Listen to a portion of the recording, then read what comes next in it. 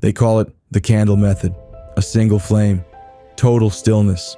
It looks simple, but it's one of the hardest focus exercises on earth. In monasteries, monks sit in silence for hours, eyes locked on the flame. No movement, no thoughts, just awareness. The rule is simple. Don't let your mind wander, and don't let the flame break. At first, the mind fights back. It screams for distraction. You feel the itch to move, to blink, to check something. But you don't. You breathe, you watch, and slowly, something changes.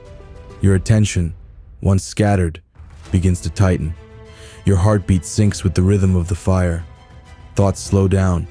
The world fades. There's only breath and light. That's the point.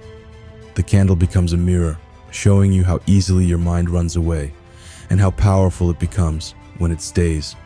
Monks call this trataka, a meditation for unwavering focus. Modern neuroscience calls it attentional control training. Same effect, different language.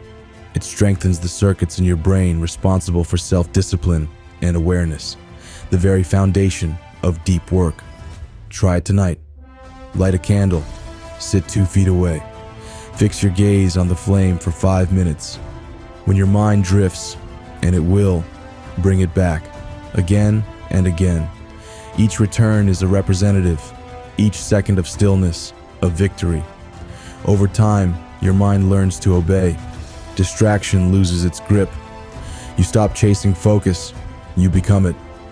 Because unshakable focus isn't built in chaos, it's built in silence, in patience, in the steady dance of fire and breath.